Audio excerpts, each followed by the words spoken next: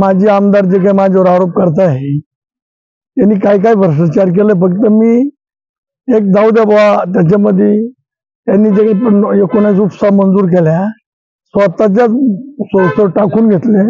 आमचे आदिवासी चेअरमन 19 सचिव फसवले, त्यांच्याकडून कोरे चेक लिहून घेतले, सगळे पैसे काढून घेतले. 10 वर्ष कुठं पैप या ठिकाणी राहतात कंपनी, त्यांचं म्हणणं असं का कंपनीवाल्याला त्या ठिकाणी चेक दिलेले. अतिशय भ्रष्टाचारी मॅडम आहे. भ्रष्टाचार केलेला आहे त्यांनी तरी मला दाखवा. आणि कॉन्ट्रॅक्टर हा विषयच नाही माझ्याकडे. जे कामं आणतो ते काम टेंडरला जाते, बिलो कामं जाते, बिलो भरतं, कोण काम करतं. मी कुठल्याही कामामध्ये सहभाग घेत नाही. त्यांच्यामुळे मी स्वतःची संस्था, स्वतः कॉन्ट्रॅक्टर हे जे काही करतं ते चुकीचं आहे. या ठिकाणी किती बोलले तरी जनता आहे.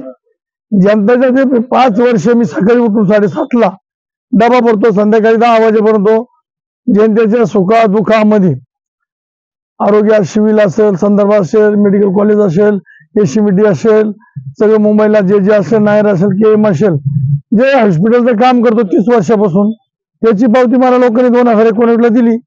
आणि 2024ला सुद्धा रोज सुखा दुःखात आणि विकास मी काही कोणी जात पात धर्म काहीच बघितलं नाही.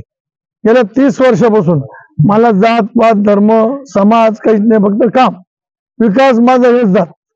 याच्यावर काही किती बोलण्याचं त्यांचं काही नाहीच. पण जे बोलले 23 तारखेनंतर उपोषण बसून त्यांना जेलमध्ये नाही टाकला तर मी आमदारकीला गेलो.